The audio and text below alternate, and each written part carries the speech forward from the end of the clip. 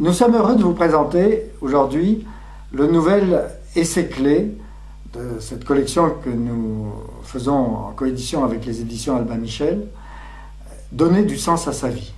C'est un recueil qui regroupe 41 entretiens réalisés dans l'ancienne formule de la revue Nouvelle Clé. Oui, en fait, une revue que tu as créée il y a 22 ans. Je t'ai rejoint il y a 18 ans.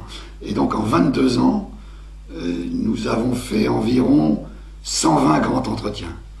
Et sur ces 120, nous avons pris les 40 meilleurs, qui représentent en quelque sorte la quintessence du magazine Nouvelle Clé. Dans cette série d'entretiens, on retrouve évidemment des grands disparus, tels qu'Yvan Amar, Maurice Béjart, Théodore Monod, Jacques Lacarrière et la grande Christiane Singer, par exemple.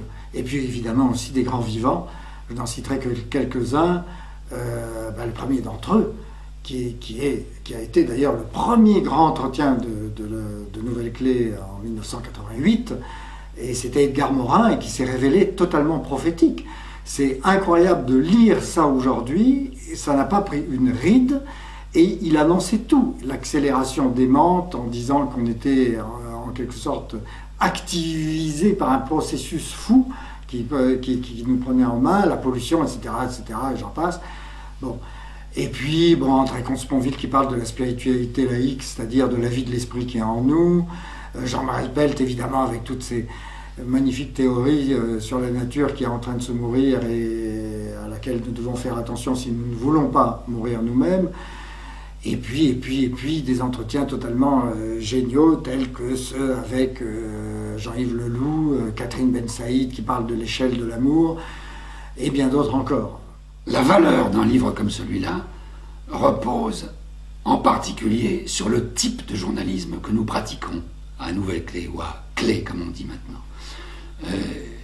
Nous nous interrogeons sur les questions existentielles, sur les questions fondamentales qui, d'une certaine façon, pourraient faire dire à un journaliste de presse quotidienne « Bon, mais c'est très banal, nous nous interrogeons sur quoi? Nous interrogeons sur la naissance, la mort, l'amour, les grandes questions existentielles. » Mais quand on les pose, ces questions existentielles, à des personnalités fortes, comme ceux qu'a cité Marc tout à l'heure, ou comme bien d'autres que je pourrais encore citer, Cher Pentounès, Juliette Binoche, François Cheng, Thierry Gaudin, Henri Gougaud, Marie de Henzel, etc.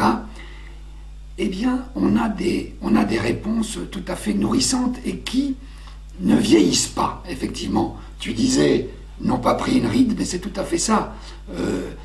20 ans après, 22 ans après pour les plus anciens, l'interview d'Edgar Morin, c'est 22 ans, les questions sont toujours là, ce sont des questions éternelles. Alors ce sont des questions éternelles posées dans le monde moderne, mais elles sont toujours valables. D'où l'intérêt qu'a suscité tout de suite, parmi les premiers lecteurs du livre, ce recueil, qui pour nous est une grande récompense, parce que d'une certaine façon, ça valide, encore une fois, 22 ans d'existence et de travail. Oui, je dois dire que je suis très content de ce bouquin qui donne un miroir très très fidèle du sens de nos recherches, de l'essentiel aussi de ce que nous avons recherché et que nous continuons à chercher.